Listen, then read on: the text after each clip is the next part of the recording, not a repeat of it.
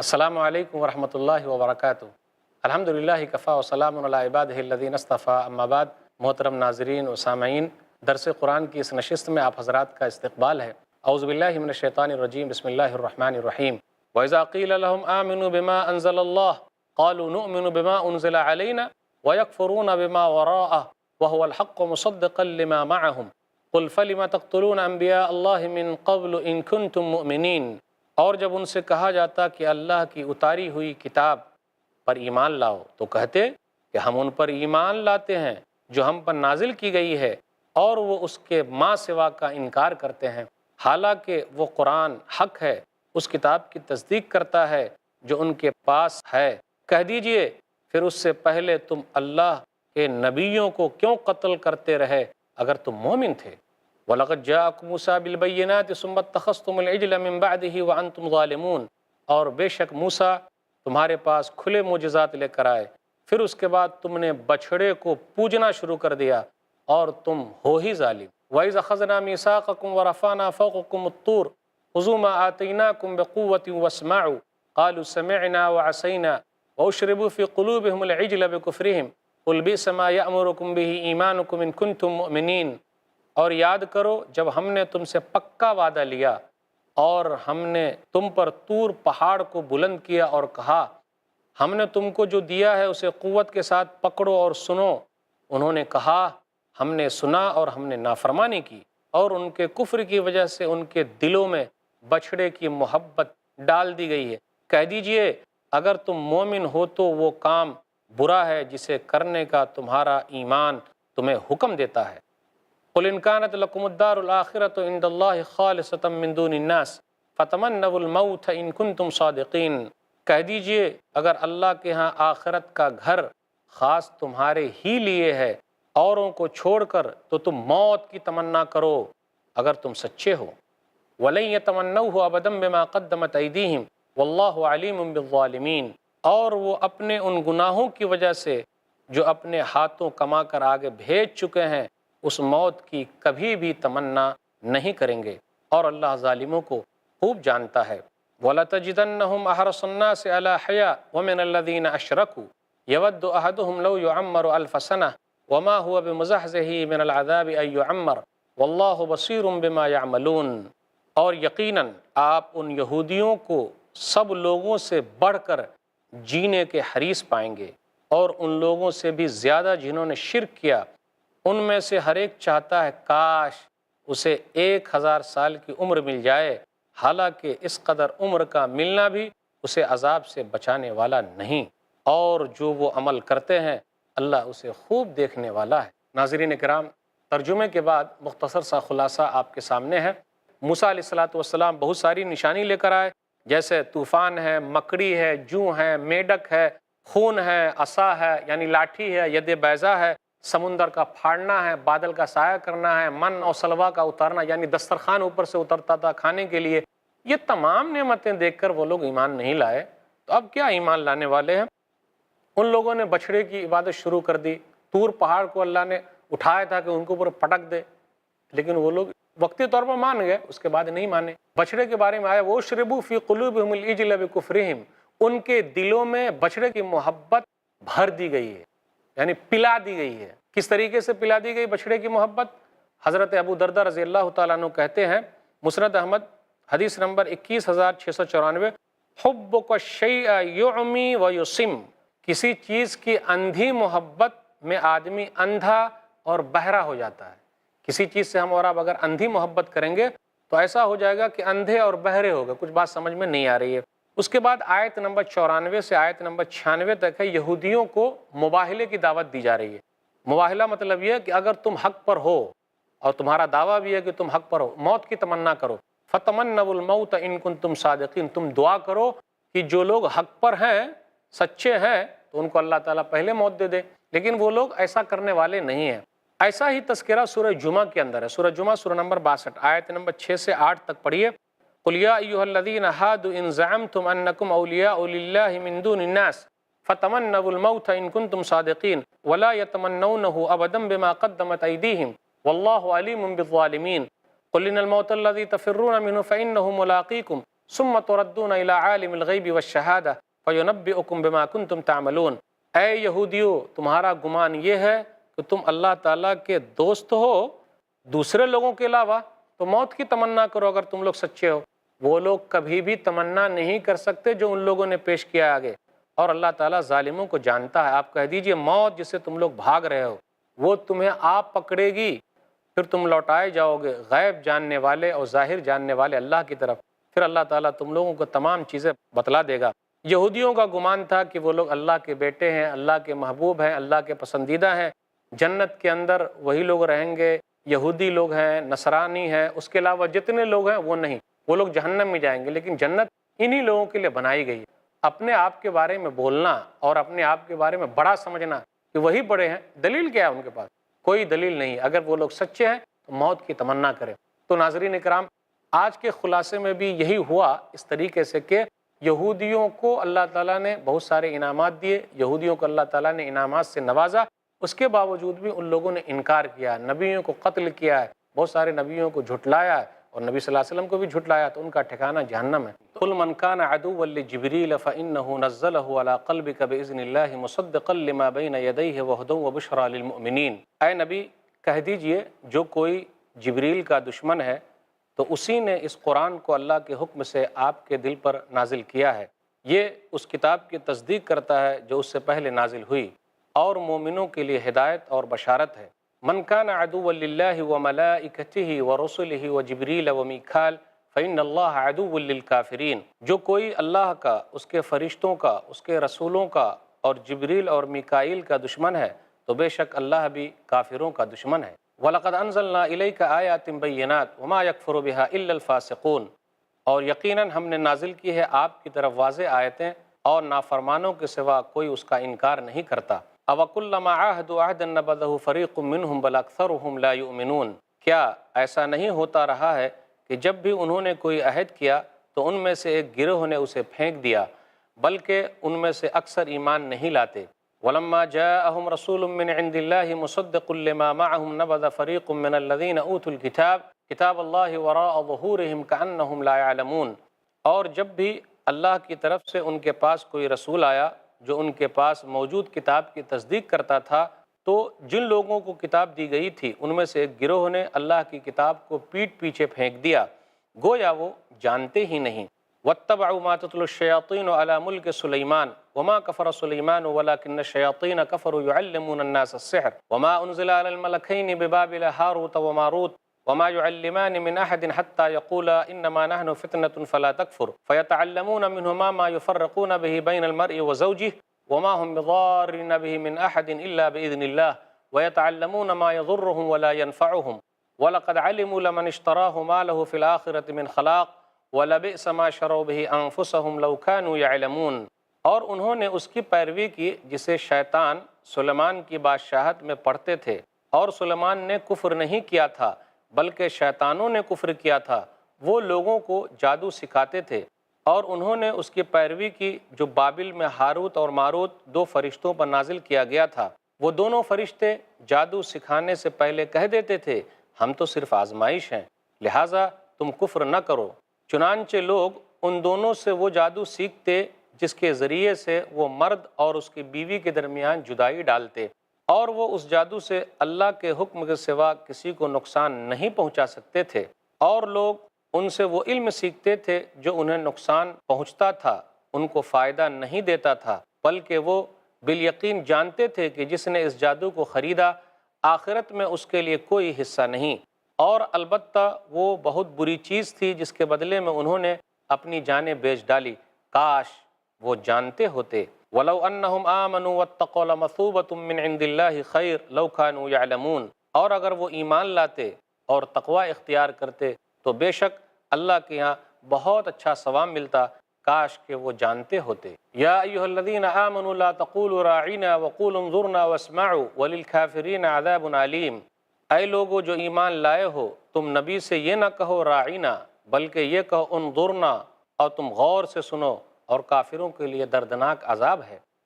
ما يود الذين كفروا من أهل الكتاب ولا المشركين أن ينزل عليكم من خير من ربكم والله يختص برحمته من يشاء والله ذو الفضل العظيم۔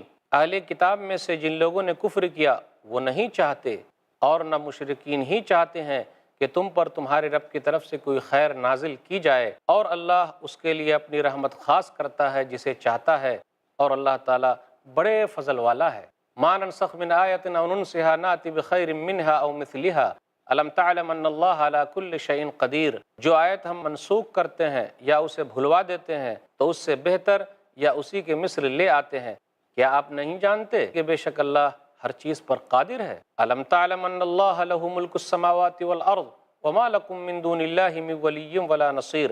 کیا آپ نہیں جانتے کہ بے شک اللہ ہی کے لیے آسمانوں اور زمین کی بادشاہی، اور تمہارے لیے اللہ کے سوا نہ کوئی حمایتی ہے اور نہ کوئی مددگار۔ ام تريدون ان تسألوا رسولکم کما سئل موسیٰ من قبل ومن يتبدل الكفر بالایمان فقد ضل سواء السبیل۔ اے مسلمانوں، کیا تم چاہتے ہو کہ تم اپنے رسول سے سوال کرو جیسے اس سے پہلے موسیٰ علیہ السلام سے سوال کیا گیا تھا، اور جس نے ایمان کے بدلے کفر اختیار کیا تو بے شک وہ سیدھی راہ سے بھٹک گیا۔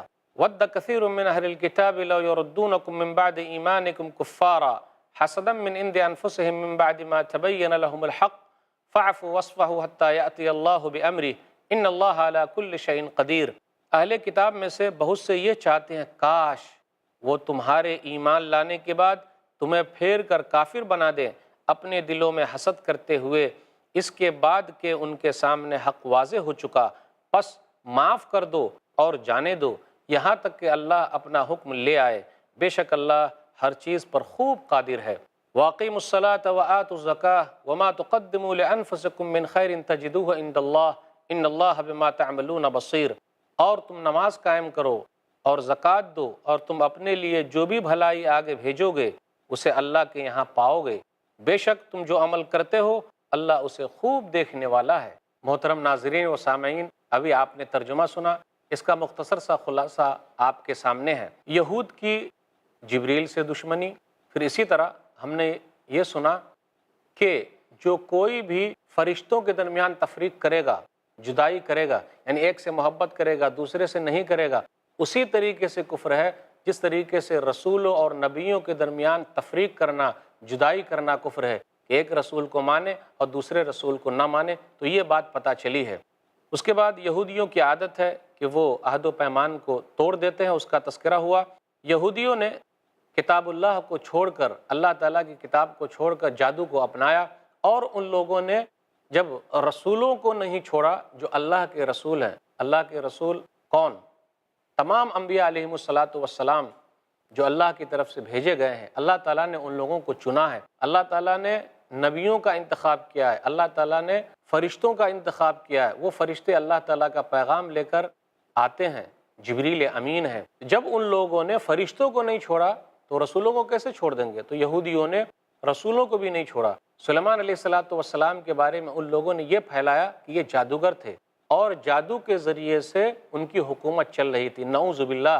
تو اللہ تعالیٰ نے اس کا انکار کیا اور کہا جادو تو بہت پرانے زمانے سے چلا آ رہا ہے، سلیمان علیہ السلام کے زمانے سے پہلے ہی سے جادو ہے، اس کا رواج ہے۔ سلیمان علیہ السلام کیسے کفر کا کام کر سکتے ہیں؟ بالکل نہیں وہ کر سکتے، تو اس کا جواب دیا گیا ہے۔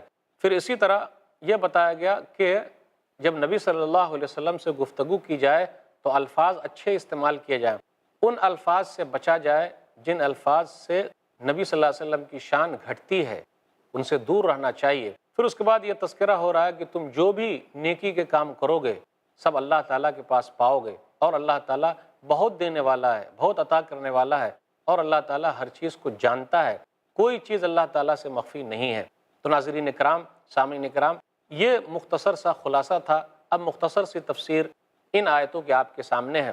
سورہ بقرہ سورہ نمبر 2 میں آیت نمبر 97 سے آیت نمبر 110 تک 14 آیتیں پڑھی گئی ہے آپ کے سامنے۔ آیت نمبر 97 اور 98 لیجئے۔ یہود جو تھے وہ جبریل سے علیہ السلام دشمنی کرتے تھے، کیوں؟ اس لیے کہ وہ وہی لے کر آ رہے ہیں، تمام انبیاء علیہ السلام کے پاس وہ وہی لے کر آئے، نبی صلی اللہ علیہ وسلم پر وہ وہی لے کر آئے، تو دشمنی کر رہے ہیں وہ لوگ، دشمنی مول لے رہے ہیں۔ کہا جا رہا ہے جو کوئی فرشتوں سے دشمنی کرے گا اللہ تعالیٰ اس کا دشمن ہے، اس لیے اللہ تعالیٰ کے فرشتوں سے بھی دشمنی نہیں کرنا ہے، اور اللہ تعالیٰ کے رسولوں سے، نبیوں سے بھی دشمنی نہیں کرنی ہے۔ یہ یہودیوں کا طریقہ رہا ہے، اس سے بچنا چاہیے، ان لوگوں کو ڈرنا چاہیے۔ اللہ تعالیٰ ہی فرشتوں کا انتخاب کرتا ہے، اللہ تعالیٰ ہی رسولوں کا، نبیوں کا انتخاب کرتا ہے، کوئی اور نہیں کرتا۔ تو کون ہے جو اللہ تعالیٰ کے انتخاب پر اعتراض کرے؟ کسی کو کوئی حق حاصل نہیں ہے۔ سورہ حج سورہ نمبر 22 آیت نمبر 75 کے اندر ہے، اللہ یصطفی من الملائکۃ رسلا ومن الناس، کہ اللہ تعالیٰ فرشتوں میں سے رسولوں کو چنتا ہے، پھر اسی طریقے سے لوگوں میں سے بھی رسولوں کو چنتا ہے۔ یہ اللہ تعالیٰ کا اختیار ہے اور اللہ تعالیٰ چننے والا ہے، کون ہے جو اس پر اعتراض کرے؟ جو لوگ بھی ایسا کریں گے تو ان کے لیے نقصان ہے، وہ گھاٹے کے اندر چل رہے ہیں۔ ایک حدیث میں نبی صلی اللہ علیہ وسلم نے ارشاد فرمایا، صحیح بخاری کتاب الرقاق کتاب نمبر 81 حدیث نمبر 6502، من عادى لي وليا فقد آذنته بالحرب۔ یہ حدیث قدسی ہے۔ حدیث قدسی میں نبی صلی اللہ علیہ وسلم فرماتے ہیں، لیکن اللہ تعالیٰ کے الفاظ ہیں اور اللہ تعالیٰ اس کے اندر کہتے ہیں، جس نے بھی ہمارے ولی سے دشمنی مول لی تو میں اس کے خلاف اعلان جنگ کرتا ہوں۔ تو اللہ تعالیٰ کے ولی سے، اللہ تعالیٰ کے دوست سے جو بھی دشمنی مول لے گا اس کا بڑا نقصان ہے۔ حقیقت میں وہ اللہ تعالیٰ سے دشمنی مول لے رہا ہے، اس لیے اسے بچنا چاہیے، ڈرنا چاہیے۔ یہودیوں کا یہ طریقہ ہے ناظرین کرام، تو ہمیں اور آپ کو ان جیسے طریقے سے دور رہنا ہے۔ ہماری زندگی میں اگر کسی طرح کی کوئی چیز آ گئی، کچھ غلط قسم کے وسوسے آ گئے تو ان سب کو دور کرنا پڑے گا، ورنہ ہمارا بڑا نقصان ہے۔ آیت نمبر 99 سے آیت نمبر 103 تک میں نبی صلی اللہ علیہ وسلم کی نبوت کے دلائل کا تذکرہ ہو رہا ہے۔ وَلَقَدْ أَنزَلْنَا إِلَيْكَ آيَاتٍ بَيِّنَاتٍ، کہ ہم نے آپ پر واضح نشانیاں اتاری ہے۔ قرآن کریم واضح نشانی ہے، اور واضح نشانی سے مراد خاص طور پہ وہ واضح نشانیاں ہیں کہ یہودی جو اپنے لیے چھپاتے تھے، قرآن کریم میں ان سب کا تذکرہ ہے، کیونکہ نبی صلی اللہ علیہ وسلم کو وہ جانتے تھے جس طریقے سے اپنے بیٹے کو جانتے ہیں۔ یہ بھی ان کو معلوم تھا، ان کی کتابوں میں لکھا ہوا ہے کہ آخری نبی آنے والے ہیں، آخری رسول آنے والے ہیں، اور نبی صلی اللہ علیہ وسلم کی شکل میں آ چکے ہیں۔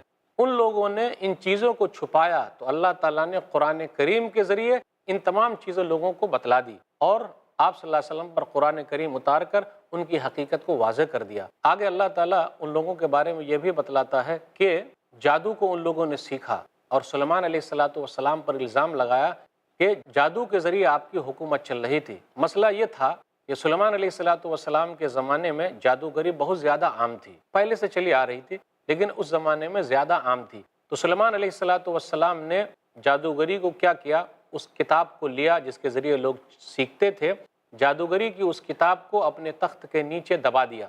سلیمان علیہ السلام کی حکومت جب ختم ہو گئی، وہ اللہ کے پیارے ہو گئے، تو جنات اور شیاطین نے ان چیزوں کو نکالا، ان کتابوں کو نکالا، اور لوگوں کو یہ دکھایا کہ دیکھو سلیمان علیہ السلام کی حکومت جو تھی ان کتاب کی وجہ سے چل رہی تھی، جادو کی وجہ سے چل رہی تھی۔ تو لوگ دھوکے میں آ گئے، جادو سیکھنا کفر ہے، تو سلیمان علیہ السلام کیسے سیکھیں گے؟ کالا جادو، آج کل وہ چلتا کالا جادو، کسی کو پریشان کرنے کے لیے جادو کرتے ہیں۔ تو جادو کے لیے یہ تھا کہ اللہ تعالیٰ نے بابل شہر میں 2 فرشتے کو اتارا جادو کے سلسلے میں بتانے کے لیے، تو ان کی اخلاقی گراوٹ کو بتانے کے لیے 2 فرشتے آئے۔ پھر اسی طریقے سے جادو کا جو سیکھنا تھا وہ آزمائش کے طور پر تھا، تو لوگوں کو ڈرانا مقصود تھا کہ وہ لوگ یہ چیز نہ سیکھیں، لیکن اس کے باوجود بھی لوگ آتے تھے۔ ہاروت اور ماروت 2 فرشتے ہیں، قرآن کریم میں ان کا ذکر ہے، اس لیے ہم مانتے ہیں۔ وہ آئے اور یہ آزمائش کے طور پر تھے، وہ کہتے تھے انما نحن فتنۃ فلا تکفر، جی ہم تو آزمائش ہیں، تم لوگ کفر مت کرو، یعنی جادو سیکھنا کفر ہے۔ جادو کے ذریعے کیا کرتے تھے لوگ؟ میاں بیوی کے درمیان جدائی کراتے تھے، دشمنی کراتے تھے، کسی سے حسد، جلن، کینہ، کپٹ ہو تو ایسا رکھنے کے بعد یہ کرتے تھے کہ جی ان کی چیزوں کو لے لیتے تھے، جی ایسا نہیں کرنا ہے، اس لیے جادو کو نہ سیکھنا ہے نہ کسی کو سکھانا ہے۔ تو یہ آزمائش تھی، ان لوگوں نے حق کو چھوڑا، اور فرشتوں نے ان سے یہ کہہ دیا تھا جی یہ جادو ہے، اس کو مت سیکھو، لیکن اس کے باوجود بھی لوگ سیکھتے تھے۔ پھر اسی طریقے سے اس سے یہ مسئلہ نکالا کہ اگر کوئی چیز سیکھے وہ چیز غلط تھی، یا استاد نے سکھایا کوئی باطل مذہب کا طور طریقہ، یا پھر باطل مذہب کی کتاب کی باتیں سامنے رکھی، لیکن کہیں یہ مسئلہ ہو جائے کہ اگر یہ آدمی سیکھ لے گا تو اسی دین پر چلا جائے گا، اسی دین کا ماننے والا ہو جائے گا، تو لوگوں کو بچنا چاہیے ایسا علم نہ سیکھے، ایسی جانکاری نہ لے، ورنہ بڑا نقصان ہو جائے گا۔ میاں بیوی کے درمیان جادو کے ذریعے جدائی کرائی جاتی تھی۔ یاد رکھیے گا، جادو کا اثر اس وقت تک نہیں ہوگا جب تک کہ اللہ نہ چاہے، اللہ چاہے گا تبھی جادو کا اثر ہو سکتا ہے، ورنہ کچھ نہیں ہوگا۔ شیطان لوگ، جنات لوگ کیا کرتے ہیں، تھوڑا بہت بات اچک لیتے ہیں، لے آتے ہیں، آسمان پہ جو باتیں ہوتی ہے اور یہاں جو جادوگر لوگ ہیں ان کو دیتے ہیں۔ تو وہ لوگ کیا کرتے ہیں بھائی، 100 جھوٹ ملاتے ہیں کسی چیز کو ثابت کرنے کے لیے، اور وہ غلط طریقے پر چلتے ہیں، اور وہ یہ کرتے ہیں کہ لوگوں کو غلط چیز لکھ کے دیتے ہیں۔ کبھی کبھی ایسا بھی ہوگا کہ وہ آپ کو اتنے گندے لگیں گے کہ بدبو آ رہی ہے، پھر وہ بولیں گے کہ فلاں چیز لو جو کہ ممنوع ہے، قرآن کریم کے اندر، حدیث کے اندر منع کیا گیا ہے، لیکن وہ لوگ ایسا کرنے کے لیے مجبور کرتے ہیں۔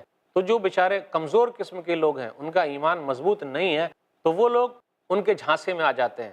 آپ دیکھ لیجئے کہ لوگ خاص طور پہ ان گھروں کے اندر جس گھر میں پریشانی بڑھ گئی اس طریقے سے کہ ساس بہو کا جھگڑا ہو رہا ہے، تو اب کیا کرتی ہے، ساس بھی چلی جاتی ہے کہ بھئی دیکھو میرا بیٹا زیادہ تر بہو کی طرف دھیان دے رہا ہے، تو پھر وہ بھی لے کے چلی آتی ہے ذرا کچھ لکھا اکھا کے، اور اپنے بیٹے کے چائے میں یا دودھ میں رکھ کے دے دیتی ہے، بولتے یہ محبت کی پریا ہے تاکہ امی سے محبت زیادہ بڑھ جائے۔ پھر کیا ہوتا ہے، ہمیشہ امی امی امی کرتے رہتے ہیں۔ جب بیوی یہ دیکھتی ہے کہ ارے میرا شوہر تو ہمیشہ امی ہی کے پیچھے پڑا ہوا ہے، تو وہ بھی جاتی ہے جادوگر کے پاس، لوگوں کے پاس کہ بھئی ذرا کچھ کرو، کیونکہ اب میرے شوہر ہماری طرف دھیان نہیں دے رہے ہیں۔ تو آپ دیکھیے کہیں کہیں آپ کو یہ بھی ملے گا کہ 100% فائدہ، ارے بھائی وہ دوسرے کو کیا فائدہ پہنچا سکتے ہیں، وہ تو جھوٹ ملا رہے ہیں۔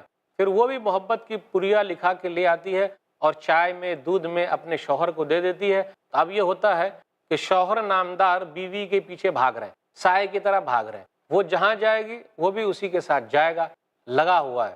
اور جادو کی وجہ سے میاں بیوی کے درمیان جدائی کرائی جاتی ہے۔ ایک حدیث کے اندر آیا، صحیح مسلم کتاب صفات المنافقین کتاب نمبر 50 حدیث نمبر 2813، ان ابلیس یضع عرشہ علی الماء ثم یبعث سرایاہ، کہ ابلیس اپنا عرش، اپنا تخت پانی پہ لگاتا ہے، دیکھیے ہر شام لگاتا ہے، اور اپنے چیلے چپاٹے کو بھیجتا ہے۔ تو کچھ لوگ آ کے کہتے ہیں میں نے یہ کیا، میں نے وہ کیا، یہاں تک کہ ایک آتا ہے شیطان یہ کہتا ہے ما ترکتہ حتی فرقت بینہ وبین امرأتہ، کہ میں اس وقت تک شوہر کو نہیں چھوڑا اور بیوی کو نہیں چھوڑا جب تک کہ جدائی نہ کرا دی۔ ابلیس کیا کرتا ہے، اس شیطان کو اپنے پاس بلا لیتا ہے، قریب کرتا ہے اور کہتا ہے نعم انت، تو نے بڑا اچھا کام کیا۔ آمش کی روایت کے اندر یہ آیا فیلتزمہ، تو اس کو گلے لگا لیتا ہے۔ تو دیکھا آپ نے، بہت سارے بھائی ایسے ہیں کہ جو شیطان کو موقع دے رہے ہیں، ابلیس کو موقع دے رہے ہیں، بیوی کو طلاق دے رہے ہیں، بات بات پر طلاق۔ جی یہ کیوں؟ جبکہ یہ آخری حل ہو سکتا ہے، یا خلا کی جو شکل ہے وہ آخری حل ہے۔ پہلے جب جھگڑا ہو جائے تو آپس میں ایک دوسرے کو سمجھائیں، مشورہ کریں، جو بزرگ حضرات ہیں ان کے ساتھ ملیں، نہ کہ ڈائریکٹ طلاق دے دیں۔ اس کی وجہ سے بہت سارے گھرانے جو ہیں وہ برباد ہو گئے، بہت سارے بچے جو ہیں وہ بے سہارا ہے، کیونکہ ماں باپ ہی ان کا سہارا تھے، لیکن اب سب لوگ الگ ہو گئے ہیں۔ اس لیے لوگوں کو ڈرنا چاہیے کہ وہ جادوگر کو موقع کیوں دے رہے ہیں، شیطانوں کو موقع کیوں دے رہے ہیں، ابلیس کو موقع کیوں دے رہے ہیں۔ پھر آگے ایمان والوں کو یہ کہا جا رہا ہے لا تقولوا رائنا وقولوا انظرنا، اے ایمان والو تم یہودیوں کی طرح نہ کہنا، وہ لوگ کہتے تھے رائنا یعنی ہمارا خیال رکھیے، لیکن اس کو ذرا اس طریقے سے کہتے تھے راعینا، عین کے بعد یا، راعینا نون الف، راعینا، اس کا معنی یہ ہوتا ہے اے ہمارے چرواہے۔ تو نبی صلی اللہ علیہ وسلم کو نعوذ باللہ ایسا کہہ کے خطاب کریں گے؟ لیکن یہ یہودیوں کا طریقہ ہے کہ ان لوگوں نے کسی نبی کو نہیں چھوڑا، تو آخر الزماں محمد صلی اللہ علیہ وسلم کو کیسے چھوڑیں گے؟ تو کہا جا رہا ہے ایمان والوں کو کہ ان لوگوں کا طریقہ نہ اختیار کرنا، ان لوگوں کے طریقے پر نہ چلنا جو نبیوں کا احترام نہیں کرتے، بلکہ کہا جا رہا ہے کہ جب کسی معاملے کے لیے آؤ اور چاہتے ہو کہ نبی صلی اللہ علیہ وسلم تمہارے معاملے کی طرف دیکھیں تو یہ کہو انظرنا، آپ ہمارا خیال رکھیے۔ یہ یہودی لوگ ہیں، نبی صلی اللہ علیہ وسلم کے پاس جب آتے تو آپ کو السلام علیکم کے بجائے کہتے السلام علیکم، آپ کی موت ہو، نعوذ باللہ۔ تو یہ دشمنی ہے، حسد ہے، جلن ہے، جس کی وجہ سے وہ لوگ ایسا کرتے ہیں۔ یہ اس وجہ سے ہو رہا ہے کہ وہ لوگ چاہتے تھے کہ یعقوب علیہ السلام کے خاندان میں سے، اسحاق علیہ السلام کی اولاد میں سے انبیاء علیہ السلام آئے ہیں تو آخری نبی بھی آتے، لیکن آخری نبی ابراہیم علیہ السلام کی اولاد اسماعیل علیہ السلام کے خاندان میں سے ہے، اس لیے وہ چیز ان لوگوں کو اچھی نہیں لگی۔ پھر آگے کی آیتوں میں آیت نمبر 106 اور 107 کے اندر یہ ذکر آیا نسخ کے بارے میں، یعنی اللہ تعالیٰ ایک حکم اتارا تھا پہلے، پھر اس کے بعد اس حکم کو اللہ تعالیٰ نے منسوخ کر دیا، اس حکم پر عمل نہیں ہوگا۔ تو نسخ کے لغوی معنی ہوتے ہیں نقل کرنا، یعنی لکھنا، نقل کرنا، لیکن شرعی اصطلاح میں یہ ہے کہ ایک حکم کو چھوڑ کر دوسرا حکم نازل کیا جائے، ایک حکم پر عمل نہیں ہوگا، اب دوسرے حکم پر عمل کرنا ہے۔ یہ نسخ اللہ تعالیٰ ہی کی طرف سے ہے، اور یہودیوں عیسائیوں کے یہاں بھی یہ چیز ہے، ان کی کتابوں میں یہ لکھا ہوا ہے۔ آپ غور کر لیں، آدم علیہ السلام کے زمانے میں یہ تھا کہ جب ایک حمل سے ایک بھائی بہن پیدا ہوتے، دو پیدا ہوتے تھے، تو ان کے یہاں یہ تھا کہ سگے بھائی بہن کے درمیان شادی ہو جاتی تھی، لیکن نبی صلی اللہ علیہ وسلم پر جو شریعت مکمل ہوئی ہے، یہاں وہ چیز منسوخ ہے، اس حکم پر عمل نہیں کیا جا سکتا۔ نسخ کے بارے میں شاہ ولی اللہ محدث دہلوی رحمۃ اللہ علیہ اپنی کتاب الفوز الکبیر میں کہتے ہیں کہ قرآن کریم میں 5 آیتیں ایسی رہ گئی ہے جس کے بارے میں یہ کہا جائے گا کہ ان کی تعداد 5 ہے، جس کے اندر نسخ ہوا ہے، ایک حکم ہٹا کے دوسرا حکم لایا گیا ہے۔ نسخ 3 طریقے کا ہوتا ہے، ایک ہے مطلقاً یعنی حکم کو منسوخ کر دیا جائے، ایک ہے نسخ مع التلاوہ، پہلے حکم کے الفاظ قرآن میں ہیں، ان کی تلاوت ہوتی تھی، لیکن اب دوسرے الفاظ پر عمل کیا جائے گا، دوسرے حکم پر عمل کیا جائے گا، پہلے حکم پر عمل نہیں ہوگا۔ مثال کے طور پر یہ تھا کہ 20 آدمی 200 کے لیے کافی ہے، سورہ انفال سورہ نمبر 8 آیت نمبر 65 اور 66 کے اندر ہے کہ 20 آدمی اگر ہوں گے تو 200 سے وہ لوگ لڑائی جھگڑا کریں گے اس طریقے سے جب وہ جنگ کے میدان میں ہو، تو 200 آدمی سے لڑیں گے۔ پھر یہ حکم تھا کہ 100 لوگ 1000 لوگوں سے مقابلہ کریں گے، لیکن اسی کے آگے آیت ہے، اس کے اندر یہ حکم ہے کہ آپ 100 لوگ 200 کے لیے کافی ہے، اور اس کے بعد 1000 لوگ 2000 لوگوں کے لیے کافی ہے۔ تو دونوں حکم آگے پیچھے ہے، لیکن پہلے آیت موجود ہے، لیکن دوسرے والے حکم پر عمل ہوگا، تو یہ نسخ ہے۔ ایک ہے نسخ کی صورت اور اس کی شکل جو بنتی ہے کہ ان کی تلاوت منسوخ کر دی گئی ہے لیکن اس کا حکم باقی ہے، جیسے یہ ہے الشیخ والشیخۃ اذا زنیا فرجموہما البتہ، کہ بوڑھے مرد اور بوڑھے عورتیں جب دونوں زنا کرے تو ان دونوں کو رجم کر دو، یہ حکم آیا، لیکن یہ تلاوت منسوخ کر دی گئی ہے لیکن حکم جو ہے وہ باقی ہے۔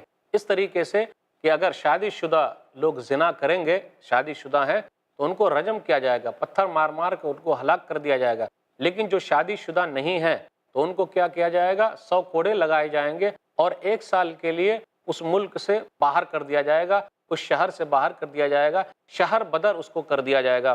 پھر آگے ذکر ہو رہا ہے اہل کتاب ہی کے بارے میں ہے کہ اہل کتاب کے راستے پر نہیں چلنا ہے، ان کے طریقے پر نہیں چلنا ہے، کیونکہ وہ لوگ دشمنی کرتے ہیں، حسد کر رہے ہیں، جلن کر رہے ہیں۔ پھر آگے ذکر ہو رہا ہے اعمال صالحہ کی ترغیب دی گئی ہے کہ لوگوں کو چاہیے وَأَقِیمُوا الصَّلَاةَ، کہ لوگوں نماز قائم کرو، زکوٰۃ ادا کرو۔ اب دیکھیے پورے قرآن مجید کے اندر اکثر حکم آپ کو یہ ملے گا جہاں بھی نماز کے لیے ہے وہاں زکوٰۃ کے لیے ذکر ہو رہا ہے۔ نماز کی اہمیت اسی طریقے سے زکوٰۃ کی اہمیت ہے۔ نماز جو ہے وہ جسمانی عبادت ہے اور زکوٰۃ جو ہے وہ مالی عبادت ہے، تو دونوں عبادتوں پر عمل کرنا ہے، دونوں عبادتیں ہمیں کرنی ہے۔ اللہ نے جن کو طاقت دی ہے وہ زکوٰۃ ادا کرے۔ پھر آگے کہا جا رہا ہے تم جو کچھ بھی اللہ کے پاس بھیج رہے ہو سب کچھ اللہ تعالیٰ کے پاس پاؤ گے۔ دنیا کے اندر ہم اور آپ جو بنا رہے ہیں وہ سب یہاں ختم ہو جائے گا، لیکن جو نیک کام ہم کر رہے ہیں اس کا فائدہ وہاں ہوگا اور اللہ تعالیٰ بڑھا چڑھا کے دے گا۔ تو ناظرین کرام، قرآن کریم سے جڑے رہیے، اس کی تلاوت کیجیے، اس سے کچھ سیکھیے اور سکون حاصل کیجیے۔ وَقَالُوا لَن يَدْخُلَ الْجَنَّةَ إِلَّا مَنْ كَانَ هُودًا أَوْ نَصَارَىٰ تِلْكَ أَمَانِيُّهُمْ قُلْ هَاتُوا بُرْهَانَكُمْ إِن كُنتُمْ صَادِقِينَ، اور انہوں نے کہا جنت میں صرف وہی جائے گا جو یہودی یا نصرانی ہوگا، یہ ان کی باطل آرزویں ہیں۔ اے نبی کہہ دیجئے لاؤ تم اپنی دلیل اگر تم سچے ہو۔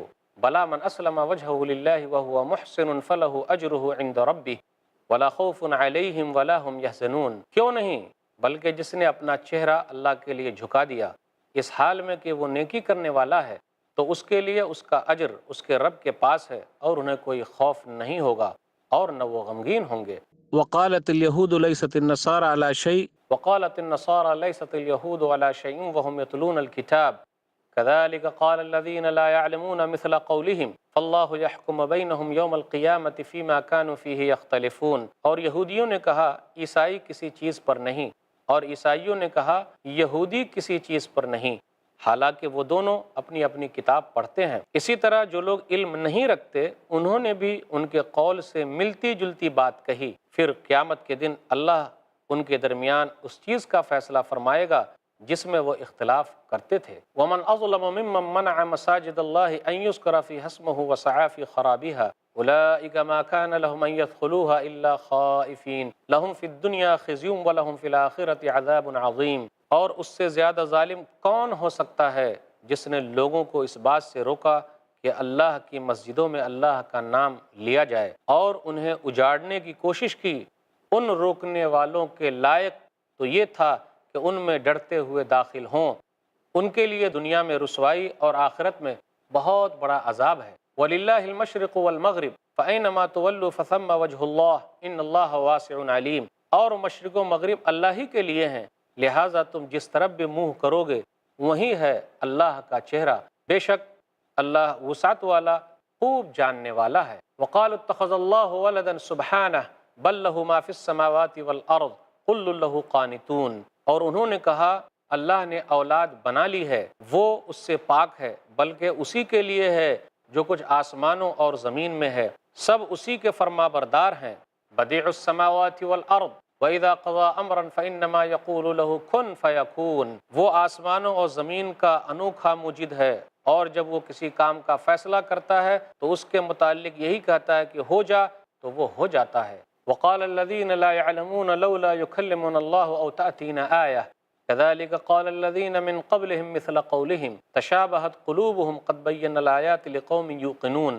اور ان لوگوں نے کہا جو علم نہیں رکھتے، اللہ ہم سے بات کیوں نہیں کرتا، یا ہمارے پاس کوئی نشانی کیوں نہیں آتی۔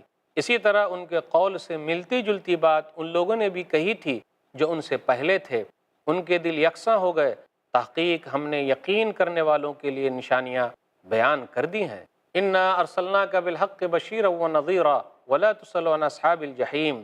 بے شک ہم نے آپ کو حق کے ساتھ خوشخبری دینے والا اور ڈرانے والا بنا کر بھیجا ہے، اور جہنمیوں کے بارے میں آپ سے سوال نہیں ہوگا۔ ولن ترضى عنك اليهود ولا النصارى حتى تتبع ملتهم قل ان هدى الله هو الهدى ولئن اتبعت اهواءهم بعد الذي جاءك من العلم ما لك من الله من ولي ولا نصير۔ اور یہودی اور عیسائی آپ سے ہرگز راضی نہیں ہوں گے یہاں تک کہ آپ ان کی ملت کی پیروی کریں۔ کہہ دیجئے بے شک اللہ کی ہدایت ہی حقیقی ہدایت ہے، اور آپ کے پاس جو علم آ گیا اس کے بعد اگر آپ نے ان کی خواہشات کی پیروی کی تو آپ کو اللہ کی پکڑ سے بچانے والا نہ کوئی حمایتی ہوگا اور نہ کوئی مددگار۔ الذین آتیناہم الکتاب یتلونہ حق تلاوتہ اولئک یؤمنون بہ ومن یکفر بہ فاولئک ھم الخاسرون۔ جن لوگوں کو ہم نے کتاب دی وہ اس کی تلاوت کرتے ہیں جس طرح اس کی تلاوت کا حق ہے، وہی لوگ اس پر ایمان لاتے ہیں، اور جو کوئی ان کا انکار کرتا ہے تو وہی ہیں گھاٹا پانے والے۔ ناظرین اکرام، ابھی جو آیتیں آپ کے سامنے پڑھی گئی اس کا مختصر سا خلاصہ آپ کے سامنے یہ ہے کہ اہل کتاب کے باطل خیالات کا تذکرہ ہوا۔ عمل کے قبول ہونے کے لیے دو شرطیں ہیں، ایک تو اللہ کے لیے یعنی اخلاص، اور دوسری شرط یہ ہے کہ وہ رسول اللہ صلی اللہ علیہ وسلم کے طریقے پر ہو۔ یہود و نصارہ آپس میں کیوں لڑ رہے ہیں جبکہ ان کی کتابوں میں لکھا ہوا ہے ایک دوسرے کے بارے میں، پھر بھی وہ لوگ آپس میں لڑ رہے ہیں اور ایک دوسرے کو برا بھلا کہہ رہے ہیں۔ پھر آگے یہ ہو رہا ہے کہ جو لوگ مسجدوں سے روک کے مسجدوں کو ویران کر دے، اس کو ڈھا دے، لوگوں کو نماز پڑھنے سے روکے، وہ سب سے بڑا ظالم ہے۔ پھر اسی طرح نمازوں کے بارے میں ذکر ہوا، قبلہ رخ کرنے کے بارے میں۔ اہل مدینہ کا قبلہ مشرق و مغرب کے درمیان ہے۔ اللہ تعالیٰ کی کوئی اولاد نہیں ہے، بیوی بھی نہیں، بال بچے بھی نہیں، ماں باپ بھی نہیں، کوئی بھی نہیں ہے۔ پھر اسی طرح بدی کا معنی آیا، بدی کسے کہا جاتا ہے؟ رسول اللہ صلی اللہ علیہ وسلم کے بہترین اوصاف توریت کے اندر موجود ہیں۔ پھر اسی طرح قرآن کی تلاوت کا حق لوگوں کو بتلایا گیا کہ قرآن کریم کی تلاوت کا حق کیا ہے، کیسے اس کی تلاوت ہونی چاہیے۔ تو یہ مختصر سا خلاصہ آپ کے سامنے تھا۔ اب مختصر سی تفسیر آپ کے سامنے ہے۔ اہل کتاب کے باطل خیالات، ان کا کہنا یہ تھا کہ یہودی اور عیسائی یہی لوگ جنت میں جانے والے ہیں، اس کے علاوہ کوئی بھی جنت میں نہیں جائے گا۔ قل ہاتوا برہانکم ان کنتم صادقین، تم اپنی دلیل لے آؤ اگر تم اپنی بات میں سچے ہو۔ یہ کہاں لکھا ہوا ہے؟ کون سی دلیل ہے تمہارے پاس؟ اپنی طرف سے کیوں بیان کر رہے ہو؟ وہ لوگ اپنے آپ کے بارے میں کہتے تھے نحن ابناء اللہ واحباؤہ، سورہ مائدہ سورہ نمبر 5 آیت نمبر 18، کہ ہم لوگ اللہ تعالیٰ کے بیٹے ہیں اور اللہ تعالیٰ کے محبوب ہیں، اللہ تعالیٰ کے پسندیدہ ہیں۔ تو اس کا جواب دیا جا رہا ہے قل فلم يعذبكم بذنوبكم بل انتم بشر ممن خلق، اگر تم اللہ تعالیٰ کے محبوب ہو، پسندیدہ ہو، اللہ تعالیٰ تم سے ہی محبت کرتا ہے، تم لوگ اللہ تعالیٰ کے بیٹے ہو، جیسا یہ کہنا تھا عزیر علیہ الصلاۃ والسلام اللہ تعالیٰ کے بیٹے ہیں، عیسائیوں کا یہ کہنا تھا کہ عیسیٰ علیہ الصلاۃ والسلام اللہ کے بیٹے ہیں، نعوذ باللہ، جبکہ عزیر علیہ الصلاۃ والسلام بھی اللہ کے بندے اور اللہ کے رسول ہے، عیسیٰ علیہ الصلاۃ والسلام بھی اللہ کے بندے اور اللہ کے رسول ہے، اللہ کے بیٹے نہیں ہیں۔ اللہ کا کوئی لڑکا نہیں، کوئی لڑکی نہیں، ماں باپ نہیں، بال بچے نہیں، اس کے برابر کوئی ہے ہی نہیں۔ جیسے سورہ اخلاص سورہ نمبر 112، قل هو اللہ احد اللہ الصمد لم یلد ولم یولد ولم یکن لہ کفوا احد، کہہ دیجئے اللہ ایک ہے، اللہ بے نیاز ہے، کوئی ماں باپ نہیں، کوئی بال بچے نہیں، اور اللہ کے برابر کوئی ہے ہی نہیں۔ تو اللہ تعالیٰ نے اپنے بارے میں یہ بتایا۔ وہ لوگ خوش فہمی میں تھے اور اپنے آپ کو بڑا سمجھتے تھے، یہ تکبر کی نشانی اس کے اندر ہے، وہ لوگ اپنے آپ کو بڑا سمجھ رہے ہیں۔ تو کہا جا رہا ہے کہ تم یہ کہتے ہو کہ ہم اللہ کے بیٹے ہیں، اللہ کے محبوب ہیں، تو اللہ نے تم کو عذاب کیوں دیا؟ اللہ نے تم کو تکلیفیں کیوں دی؟ کئی مرتبہ اللہ تعالیٰ نے ان لوگوں کو مروایا، جیسے بخت نصر کے ذریعے مروایا، ٹائٹس اس کے ذریعے مروایا، تو آخر ان لوگوں پر حملہ ہوا اور یہ لوگ مارے گئے۔ کیا اللہ تعالیٰ اپنے محبوبوں کو، پسندیدہ لوگوں کو مرواتا ہے؟ نہیں، بلکہ اللہ تعالیٰ اپنے محبوبوں سے محبت کرتا ہے اور اپنے محبوب کے لیے اچھی سے اچھی چیزیں رکھتا ہے، ان کو اچھی زندگی دیتا ہے، ان کے لیے کوئی تکلیف نہیں ہے۔ آگے یہ ذکر ہو رہا ہے کہ عمل کیسے قبول ہو سکتا ہے۔ اسلم وجہہ للہ، اس کا مطلب یہ ہے کہ محض اللہ کی رضا کے لیے ہو، اخلاص ہونا چاہیے۔ ہم جو بھی کام کریں، جیسا بھی کام ہو، بس اللہ کے لیے ہونا چاہیے، کسی کو دکھاوے کے لیے نہ ہو، ریاکاری نہ ہو، ورنہ یہ عمل برباد ہو جائے گا۔ آپ غور کر لیں، صحیح مسلم کتاب الامارہ کتاب نمبر 33 حدیث نمبر 1905، 3 آدمی کا واقعہ ہم اور آپ جانتے ہیں کہ سب سے پہلے جہنم انہی لوگوں سے پھونکی جائے گی، جہنم میں وہی لوگ پہلے ڈالے جائیں گے۔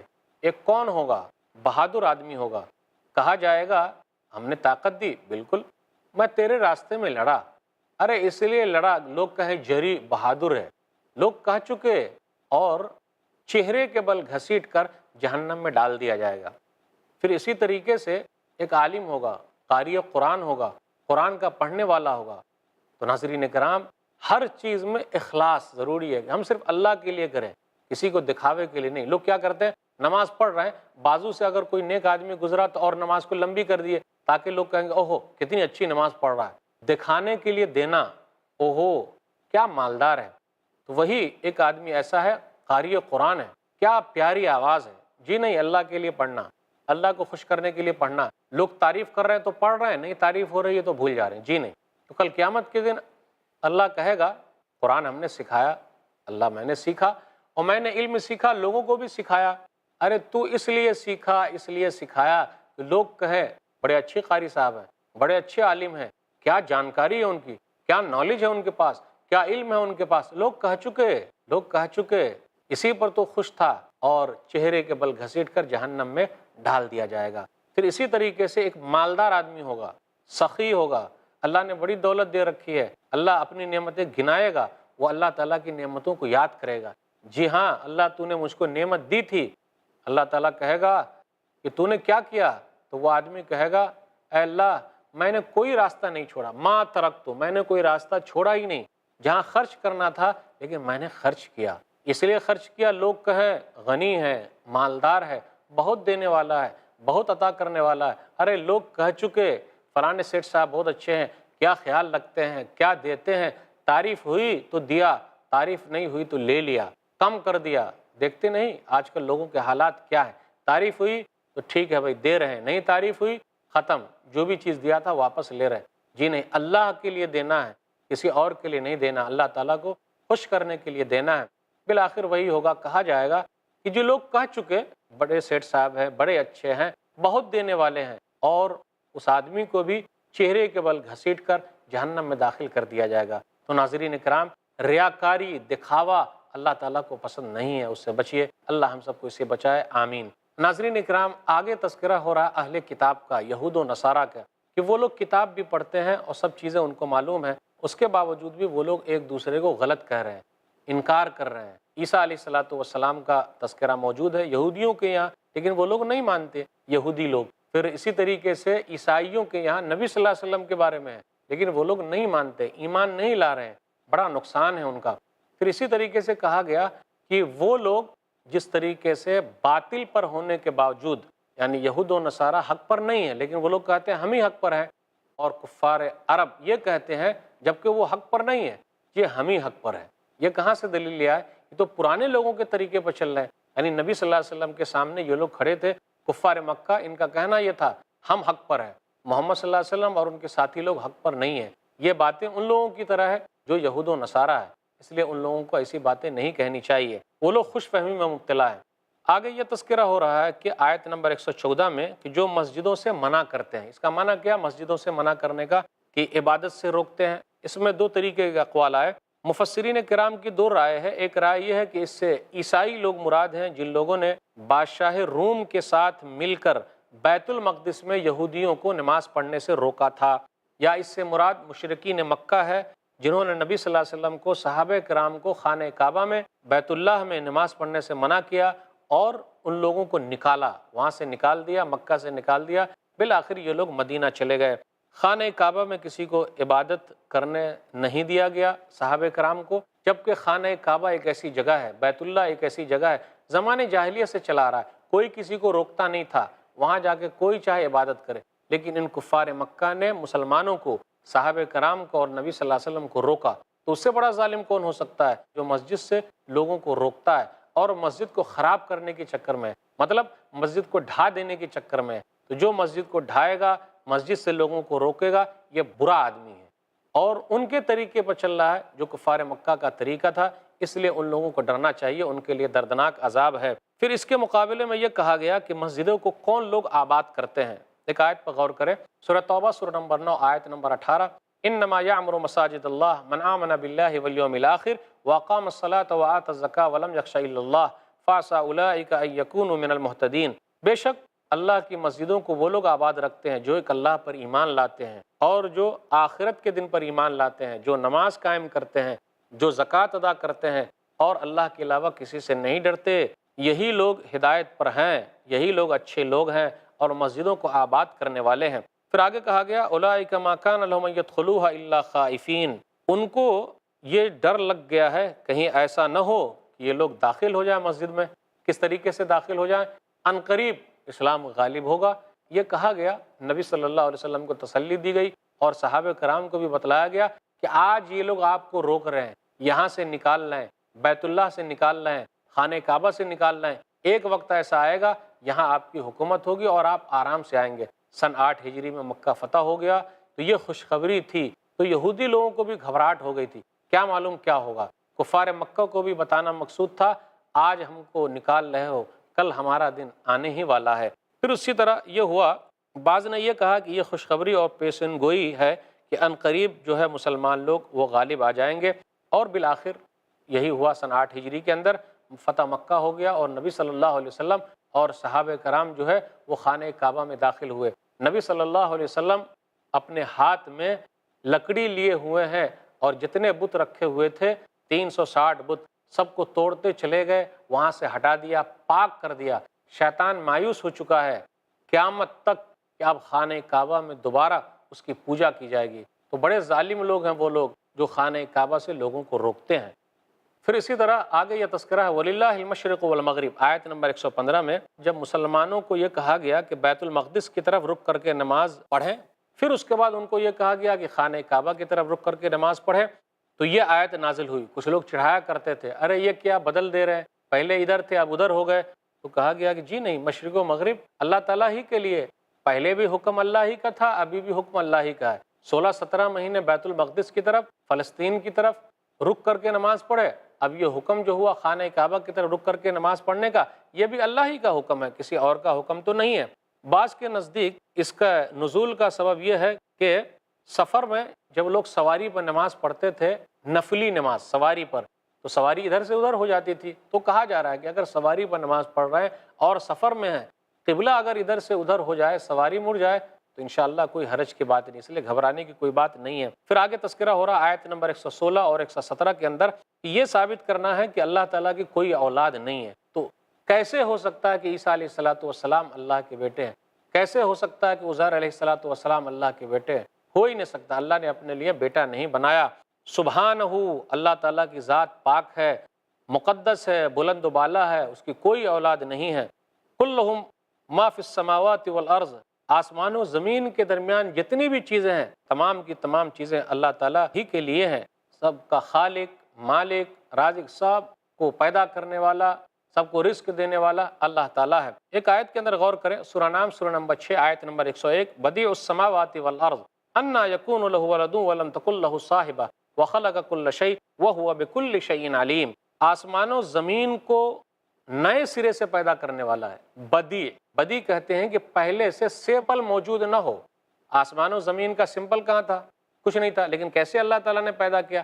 آسمان کو آپ دیکھ لیجئے بغیر کھمبے کے کھڑا ہوا ہے، زمین کو دیکھ لیجئے زمین بچھا دی گئی ہے، اور زمین بھی مختلف ہے، کہیں کی لال ہے، کہیں کی کالی ہے، یہ کون کر رہا ہے؟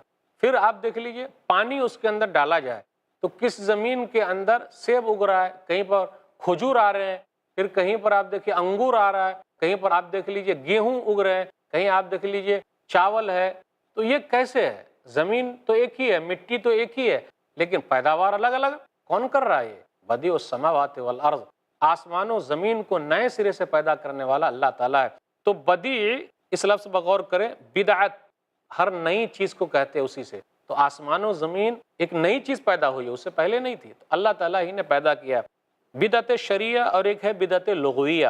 اسلام کے اندر کوئی چیز داخل کر دی جائے جو اسلام میں نہیں ہے، منع ہے۔ کوئی چیز نکالی جائے جو ہے، یہ بھی منع ہے۔ الیوم اکملت لکم دینکم واتممت علیکم نعمتی ورضیت لکم الاسلام دینا، سورہ مائدہ سورہ نمبر 5 آیت نمبر 3۔ آج کے دن ہم نے تمہارے لیے دین کو مکمل کر دیا، نعمتیں پوری کر دی، اور اسلام کو بحیثیت دین پسند کر لیا، ہم اسی سے راضی ہو گئے۔ تو بدعت چاہے جیسی بھی ہو، لوگ بولتے ہیں بدعت حسنہ، بدعت سیئہ، فإن كل محدثۃ بدعہ، ہر نئی چیز جو داخل کی جائے وہ بدعت ہے۔ سنن ابی داؤد کتاب السنہ کتاب نمبر 39 حدیث نمبر 6407۔ پھر اسی طرح بدعت لغویہ کہا گیا، نعم البدعۃ ھذہ، صحیح بخاری کتاب الصلاۃ تراویح کتاب نمبر 31 حدیث نمبر 2010۔ عمر رضی اللہ تعالیٰ عنہ نے لوگوں کو دیکھا کہ ایک قاری صاحب کے پیچھے نماز پڑھ رہے ہیں، تراویح کی نماز کا حکم ہے، تو کہا کتنی بہترین بدعت ہے۔ تو یہ لغوی اعتبار سے کہا، نہ کہ شرعی اعتبار سے کہا۔ اور نبی صلی اللہ علیہ وسلم نے تو اپنے زمانے میں 3 دن تک جماعت کے ساتھ تراویح کی نماز پڑھائی ہے، تو کیسے ہو سکتا ہے کہ عمر رضی اللہ تعالیٰ عنہ بدعت ایجاد کریں؟ ہو ہی نہیں سکتا۔ انہوں نے اس سنت کو زندہ کیا ہے۔ تو یہاں جو لفظ بدعت کا آیا تو لفظی اعتبار پہ بولا گیا کہ کتنا اچھا لگ رہا ہے، پہلے لوگ الگ الگ تھے، اب ایک ساتھ پڑھ رہے ہیں، کتنا اچھا مزہ آ رہا ہے۔ اب آگے یہ ذکر ہو رہا ہے کہ اللہ تعالیٰ جب کسی چیز کو کرنا چاہتا ہے تو اللہ تعالیٰ یہ کہتا ہے کن فیکون، ہو جا تو وہ چیز ہو جاتی ہے۔ آپ غور کریں سورہ آل عمران سورہ نمبر 3 آیت نمبر 59، ان مثل عیسیٰ عند اللہ کمثل آدم خلقہ من تراب ثم قال له کن فیکون، ان مثل عیسیٰ عند اللہ کمثل آدم، کہ عیسیٰ علیہ السلام کی مثال اللہ کے نزدیک آدم علیہ السلام کی طرح ہے۔ لوگ بولتے ہیں نا کہ عیسیٰ علیہ السلام بغیر باپ کے پیدا ہوئے، نعوذ باللہ، تو اللہ ہے۔ آدم علیہ السلام تو ایسے پیدا ہوئے کہ ان کے پاس نہ ماں ہے نہ باپ ہے، تو ان کو تو اور پہلے اللہ بولنا چاہیے تھا۔ اب ان کے پاس تو امی موجود ہے مریم، لیکن آدم علیہ السلام کے پاس نہ ماں ہے نہ باپ ہے، تو وہ اللہ کہلانے کے زیادہ حقدار ہیں۔ لیکن اللہ نے یہ کہا کہ نہیں، جس طریقے سے آدم کو پیدا کیا، آدم کو بنایا، عیسیٰ علیہ السلام بھی ایسے ہی پیدا ہوئے ہیں۔ پھر اسی طرح کفار مکہ کے بارے میں آیا، لولا یکلمنا اللہ او تاتینا آیا، وہ لوگ بھی کہتے تھے مشرکین عرب کہ اللہ تعالیٰ ہم سے گفتگو کیوں نہیں کرتا، اگر ایسا ہوتا تو بہتر ہوتا، ہم بھی ایمان لے آتے۔ جی یہ پرانے لوگوں کے طریقے پر چل رہے ہیں، یہودیوں کی طرح ہے۔ اب آگے ذکر ہو رہا ہے آیت نمبر 120 سے آیت نمبر 121 تک، وَلَن تَرْضَىٰ عَنْكَ الْيَهُودُ وَلَا النَّصَارَىٰ حَتَّىٰ تَتَّبِعَ مِلَّتَهُمْ، یہود و نصارہ آپ سے راضی نہیں ہوں گے جب تک کہ آپ ان کی ملت کی پیروی نہ کرنے لگے۔ اس کے بعد تلاوت کا حق بتایا جا رہا ہے، کیسے تلاوت ہونی چاہیے۔ الَّذِينَ آتَيْنَاهُمُ الْكِتَابَ يَتْلُونَهُ حَقَّ تِلَاوَتِهِ، ہم نے ان کو کتاب دی تو وہ لوگ تلاوت کا حق ادا کرتے ہیں۔ اس کا مطلب یہ ہوا کہ خود پڑھتے ہیں، جہاں جنت کا ذکر آتا ہے جنت کا سوال کرتے ہیں، جہنم کا ذکر ہے تو اس سے پناہ مانگتے ہیں۔ اس کا مطلب یہ ہے کہ اس کے حلال کو حلال سمجھتے ہیں اور اس کے حرام کو حرام سمجھتے ہیں۔ اس کا معنی یہ بھی ہے جو کچھ لکھا ہوا وہ لوگوں کو بتلاتے ہیں۔ اس کا معنی یہ بھی ہے کہ تلاوت کا حق ادا کرتے ہیں، محکم باتوں پر عمل کرتے ہیں، متشابہات پر ایمان رکھتے ہیں، جو باتیں سمجھ میں نہیں آتی وہ علماء سے پوچھتے ہیں۔ اور اس کا ایک معنی یہ بھی ہے کہ وہ پیروی کرتے ہیں، اتباع کرتے ہیں۔ تو تلاوت کے حق میں یہ سارے مفہوم داخل ہیں کہ آدمی غور کرے، سوچے اور عمل کرے۔ یا بنی اسرائیل اذکروا نعمتی التی انعمت علیکم وانی فضلتکم علی العالمین، آیت نمبر 122۔ اے بنی اسرائیل، تم میری اس نعمت کو یاد کرو جو میں نے تم پر انعام کی، اور بے شک میں نے تمہیں سارے جہانوں پر فضیلت دی تھی۔ واتقوا یوما لا تجزی نفس عن نفس شیئا ولا يقبل منها عدل ولا تنفعها شفاعة ولا هم ينصرون، اور اس دن سے ڈرو جب کوئی شخص کسی شخص کے کچھ بھی کام نہیں آئے گا، اور نہ اس سے کوئی بدل قبول کیا جائے گا، اور نہ اسے کوئی سفارش فائدہ دے گی، اور نہ ان کی مدد ہی کی جائے گی۔ یہ آیت نمبر 123 ہے۔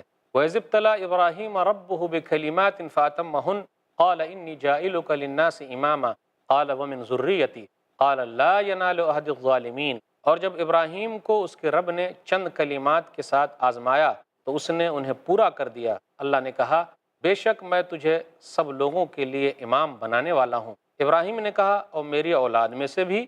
اللہ نے کہا، میرا عہد ظالموں کو نہیں پہنچے گا۔ وَإِذْ جَعَلْنَا الْبَيْتَ مَثَابَةً لِلنَّاسِ وَأَمْنًا وَاتَّخِذُوا مِن مَّقَامِ إِبْرَاهِيمَ مُصَلًّى۔ اور جب ہم نے بیت اللہ کو لوگوں کے لیے بار بار لوٹ کر آنے کی اور امن کی جگہ بنا دیا، اور حکم دیا کہ تم مقام ابراہیم کو جائے نماز بناؤ۔ وَعِدْنَا إِلَىٰ إِبْرَاهِيمَ وَإِسْمَاعِيلَ أَن طَهِّرَا بَيْتِيَ لِلطَّائِفِينَ وَالْعَاكِفِينَ وَالرُّكَّعِ السُّجُودِ۔ اور ہم نے حکم دیا ابراہیم اور اسماعیل کو کہ تم دونوں میرا گھر پاک کرو طواف کرنے والوں، اعتکاف کرنے والوں اور رکوع و سجود کرنے والوں کے لیے۔ وَإِذْ قَالَ إِبْرَاهِيمُ رَبِّ اجْعَلْ هَٰذَا بَلَدًا آمِنًا وَارْزُقْ أَهْلَهُ مِنَ الثَّمَرَاتِ مَنْ آمَنَ مِنْهُمْ بِاللَّهِ وَالْيَوْمِ الْآخِرِ قَالَ وَمَنْ كَفَرَ فَأُمَتِّعُهُ قَلِيلًا ثُمَّ أَضْطَرُّهُ إِلَىٰ عَذَابِ النَّارِ وَبِئْسَ الْمَصِيرُ۔ اور جب ابراہیم نے کہا، اے میرے رب، اس کو امن والا شہر بنا، اور اس کے باشندوں میں سے جو اللہ اور آخرت کے دن پر ایمان لائے انہیں پھلوں سے رزق دے۔ اللہ نے کہا، اور جس نے کفر کیا تو میں اسے تھوڑا سا فائدہ دوں گا، پھر میں اسے آگ کے عذاب کی طرف مجبور کر دوں گا، اور وہ لوٹنے کی بری جگہ ہے۔ وَإِذْ يَرْفَعُ إِبْرَاهِيمُ الْقَوَاعِدَ مِنَ الْبَيْتِ وَإِسْمَاعِيلُ رَبَّنَا تَقَبَّلْ مِنَّا إِنَّكَ أَنْتَ السَّمِيعُ الْعَلِيمُ۔ اور یاد کرو جب ابراہیم اور اسماعیل بیت اللہ کی بنیادیں اونچی کر رہے تھے اور دعا کر رہے تھے، اے ہمارے رب، تو ہم سے یہ نیکی قبول کر لے، بے شک تو ہی خوب سننے والا، خوب جاننے والا ہے۔ ربنا وجعلنا مسلمین لک ومن ذریتنا امة مسلمة لک وارنا مناسکنا وتب علینا انک انت التواب الرحیم۔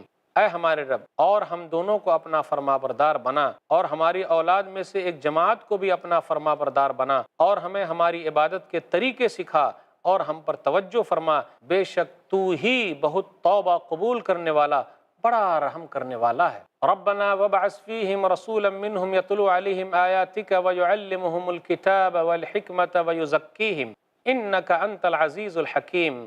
اے ہمارے رب، اور ان لوگوں کے لیے انہی میں سے ایک رسول بھیج، وہ ان کے سامنے تیری آیتیں تلاوت کرے، اور انہیں کتاب اور حکمت کی تعلیم دے، اور انہیں پاک کرے، بے شک تو ہی غالب خوب حکمت والا ہے۔ اس کا کچھ خلاصہ ہے کہ اللہ تعالیٰ نے ابراہیم علیہ السلام کو آزمایا، تو وہ کلمات کیا ہیں جن کے ذریعے آزمایا؟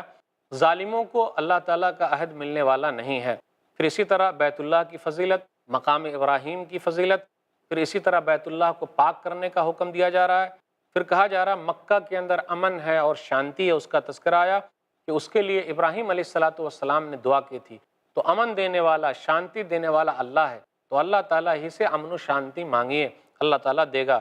پھر ابراہیم علیہ السلام کی ایک دعا کا تذکرہ ہوا کہ رسول اللہ صلی اللہ علیہ وسلم کی بعثت ہوئی، نبی صلی اللہ علیہ وسلم ابراہیم علیہ السلام کی دعا ہے۔ پھر اسی طرح کتاب و حکمت کی تفسیر ہے، یہ بتایا جائے گا اس میں انشاءاللہ۔ ملت ابراہیمی سے کوئی نادان ہی روگردانی کر سکتا ہے۔ توحید کی پابندی ساری زندگی واجب ہے۔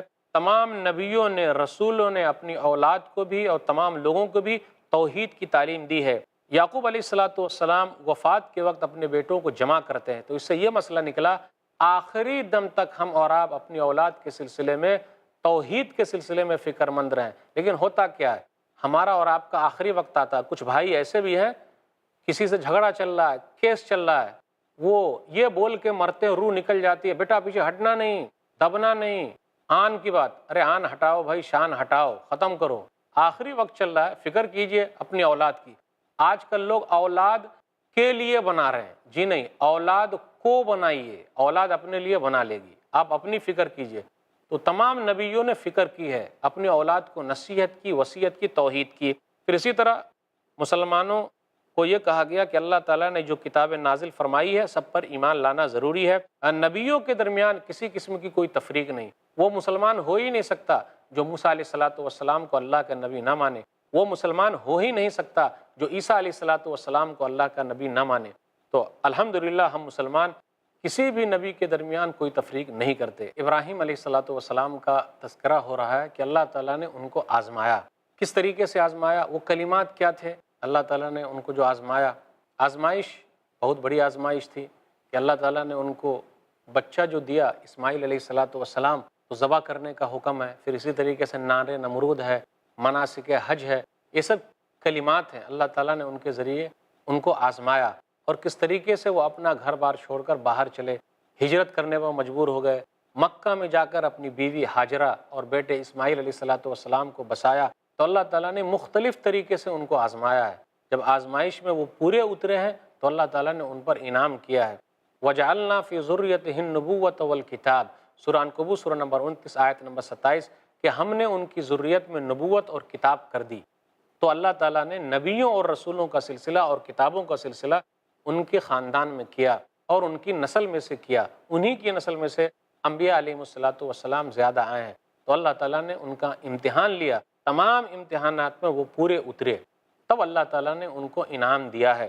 جب دعا کی کہ اللہ اس شہر کو تو امن و شانتی والا بنا دے، یعنی مکہ کو، تو مکہ دنیا کا سب سے امن و شانتی والا شہر ہے، یہ ابراہیم علیہ الصلوۃ والسلام کی دعا ہے۔ لیکن اللہ نے یہ کہا قال لا ینال عہد الظالمین، لیکن جو لوگ ظالم ہوں گے، کافر ہوں گے، میرا یہ عہد ان لوگوں کے لیے نہیں ہے، ان کو یہ چیز نہیں ملے گی۔ پھر آگے یہ ذکر ہو رہا ہے کہ لوگ یہ بیان کرتے ہیں کہ جی باپ دادا ہمارے ابراہیم، آخر ابراہیم علیہ الصلوۃ والسلام کے بارے میں کیوں آیا؟ کفار مکہ کو یہ بتانا مقصود تھا، تم تو بولتے تھے کہ ابراہیم ہمارے باپ دادا، ارے ابراہیم علیہ الصلوۃ والسلام توحید والے ہیں، تم شرک کر رہے ہو، 360 بتوں کو پوج رہے ہو، تم بت کے پجاری ہو، توحید والے کہاں ہو؟ ابراہیم علیہ الصلوۃ والسلام نے کبھی بھی بت کو نہیں پوجا، یہاں تک کہ ان کے ابا آزر بت بناتے تھے، بت پوجتے تھے، بت بیچتے تھے۔ ابراہیم علیہ الصلوۃ والسلام نے اپنے باپ دادا کے دین کو چھوڑ دیا اور توحید والوں کے امام بن گئے۔ تو آپ غور کریں، یہ کہا جا رہا ہے کفار مکہ کو کہ وہ توحید پر تھے، تم توحید پر کیوں نہیں ہو؟ صرف نام لینے سے نہیں ہوگا کہ ابراہیم ہمارے باپ دادا ہیں، نام سے بزرگوں کے عظمتیں نہیں ملتی، نام سے بزرگوں کے عظمتیں نہیں ملتی، دوستوں دعاؤں سے جنتیں نہیں ملتی۔ صرف دعا کرتے رہیے، عمل ہی نہیں کیجیے گا تو کیسے ہوگا؟ عمل بھی کرنا پڑے گا، دعا بھی کرنی پڑے گی، دعا بھی کیجیے، دوا بھی کیجیے، دونوں چیز کی ضرورت ہے۔ پھر آگے بیت اللہ کا تذکرہ ہو رہا ہے، مثابۃ للناس، بیت اللہ کی فضیلت آیت نمبر 125 میں، کہ لوگوں کے لیے ثواب کی جگہ ہے، یعنی بار بار لوٹ کر آنے کی جگہ ہے، توبہ استغفار کرنے کی جگہ ہے۔ لوٹ کر آنے کی جگہ، ایک مرتبہ جو وہاں چلا گیا اس کا شوق تو یہی ہے، بڑھ جاتا ہے کہ دوبارہ جائے، بار بار جائے۔ جب وہ وہاں پہنچتا ہے تو اس کو سکون ملتا ہے، دل کو شانتی ملتی ہے۔ پھر کہا گیا کہ شہر شانتی والی جگہ ہے، یہ امن و امان کی جگہ ہے، یہاں کسی دشمن کو بھی خوف نہیں ہے۔ اگر خانہ کعبہ کے اندر کوئی چلا گیا، کوئی گھس گیا، دشمن بھی ہے لیکن وہاں بھی کوئی مارتا نہیں تھا اس کو جب تک کہ وہ وہاں سے نکل نہ آئے۔ تو امن و شانتی کی جگہ ہے، بڑا احترام ہے اس کا۔ مقام ابراہیم، اس سے مراد وہ پتھر ہے کہ ابراہیم علیہ الصلوۃ والسلام وہاں کھڑے ہو کر خانہ کعبہ کی تعمیر کیے تھے، تو اس سے یہی پتھر مراد ہے۔ پھر آگے یہ ذکر ہو رہا ہے وَاذْكُرْ أَهْلَهُ مِنَ الثَّمَرَاتِ مَنْ آمَنَ مِنْهُمْ بِاللَّهِ وَالْيَوْمِ الْآخِرِ، کہ اللہ تو یہاں بسنے والے لوگوں کو پھل دے۔ تو ایک باپ کے لیے ضروری ہے کہ وہ اپنی اولاد کے لیے فکر مند ہو۔ سب سے پہلی فکر شانتی کی فکر، آدمی کے اندر شانتی رہے گی، کسی طریقے کا ڈر نہیں رہے گا، خوف نہیں رہے گا، تو وہ آرام سے سو سکتا ہے، 2 وقت کی روٹی کھا سکتا ہے، آرام سے زندگی گزار سکتا ہے۔ آپ غور کریں، جہاں امن و شانتی نہیں ہے، لوگوں کو ڈر لگا ہوا ہے، کب کیا معلوم مر جائے، کیا ہو جائے، کتنا نقصان پہنچ جائے، عزت و آبرو کی حفاظت نہیں ہے۔ تو شانتی سب سے بڑی دولت ہے، سکون ملنا سب سے اہم چیز ہے۔ ایک وقت کی روٹی نہ ملے چلے گا، لیکن شانتی ہے، ٹینشن نہیں ہے، تو آدمی فائدے میں ہے۔ تو ابراہیم علیہ الصلوۃ والسلام نے دعا کی کہ اللہ اس شہر کو تو امن و شانتی والا بنا دے اور یہاں والوں کو تو پھل دے۔ تو اولاد کے لیے فکر مند ہونا بہت ضروری ہے۔ ابراہیم علیہ الصلوۃ والسلام اپنی اولاد کے لیے فکر مند ہیں۔ پھر آگے یہ کہا جا رہا ہے سب سے اہم دعا جو ابراہیم علیہ الصلوۃ والسلام کی، ربنا وابعث فیہم رسولا، یہ ہمارے رب تو ان کے درمیان ایک رسول بھیج۔ اس سے پہلے انہوں نے یہ بھی دعا کی ربنا تقبل منا انک انت السمیع العلیم، اے ہمارے رب تو ہم سے قبول کر لے، تو سننے والا اور جاننے والا ہے۔ پھر یہ بھی کہا کہ اللہ تو ہم کو مناسک حج سکھا دے، تو توبہ قبول کرنے والا، رحم کرنے والا۔ اب ایک دعا یہ بھی ہے کہ تو انہی میں سے ایک رسول کو بھیج۔ تو رسول اللہ صلی اللہ علیہ وسلم مومنوں میں سے ہیں۔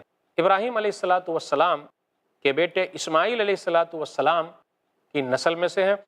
نبی صلی اللہ علیہ وسلم اپنے بارے میں یہ کہتے ہیں، مسند احمد کی حدیث ہے، حدیث نمبر 17163، کہ میں اپنے باپ ابراہیم کی دعا ہوں اور عیسیٰ علیہ الصلوۃ والسلام کی بشارت ہوں۔ تو نبی صلی اللہ علیہ وسلم جو پیدا ہوئے ہیں ابراہیم علیہ الصلوۃ والسلام کی دعا ہے۔ آپ صلی اللہ علیہ وسلم کا کام کیا ہے؟ لوگوں کو کتاب سکھانا، قرآن کریم، حکمت کی باتیں بتانا، یعنی حدیث بتانا۔ آپ صلی اللہ علیہ وسلم کے بارے میں یہ آیا، آپ کا کام کیا ہے؟ آپ تزکیہ کر رہے ہیں، صفائی کر رہے ہیں، لوگوں کو توحید کی طرف بلا رہے ہیں، شرک سے نکال رہے ہیں۔ تو نبی صلی اللہ علیہ وسلم کا کام صرف قرآن پڑھانا نہیں، قرآن سمجھانا بھی ہے، قرآن پر عمل کروانا بھی ہے، اور لوگوں کو ایک اللہ کی طرف بلانا بھی ہے۔ کبھی کبھی ایسا بھی ہوتا ہے کہ ابراہیم علیہ الصلوۃ والسلام نے جو دعا کی ہے اس سے یہ مسئلہ نکل رہا ہے کہ کبھی کبھی آپ کی دعا بہت بعد میں قبول ہوگی، فوراً نہیں قبول ہوگی۔ دعا تو قبول ہوتی ہی ہے اگر آپ اللہ کی توحید کا تذکرہ کریں، نبی صلی اللہ علیہ وسلم پر درود و سلام بھیجیں اور اللہ تعالیٰ سے مانگیں، اور دعا بھی صحیح دعا ہو تو اللہ تعالیٰ فوراً قبول کرے گا۔ فوراً قبول نہیں کرے گا تو آپ کی دعا کو آخرت کے لیے ذخیرہ بنا کے رکھ دے گا، یا پھر اس کے بدلے اللہ تعالیٰ کسی مصیبت کو آپ کی ختم کر دے گا۔ تو دعا قبول ہوتی ہے۔ دعا مومن کے لیے اس وقت کام آتی ہے جب تمام سہارے ختم ہو جاتے ہیں، کوئی سہارا نہیں رہتا۔ دعا آخری سہارا ہے، پہلا سہارا بھی وہی، آخری سہارا بھی وہی۔ دوا سے جہاں کام نہ ہو، کتنے ڈاکٹروں نے کہا اب یہ آخری اسٹیج پر ہیں، لیکن دعا کے ذریعے الحمدللہ وہ زندہ ہیں اور وہ چل رہے ہیں دنیا کے اندر۔ تو دعا کام آتی ہے، ہمیشہ دعا کرتے رہیے، اور دعا کے لیے لوگوں سے بھی کہیے، دعا کا بڑا فائدہ ہے۔ ایسے ہی فائدہ مند اسلامک ویڈیوز دیکھنے اور منہج سلف پر کتاب و سنت کی تعلیمات کو عام کرنے میں ہمارا تعاون کریں، تاکہ آپ کے لیے ذریعہ نجات، جنت کے حصول کا سبب، ساتھ ہی مال میں برکت و اضافے کا ذریعہ بھی بنے۔ آمین۔ جزاک اللہ خیرن۔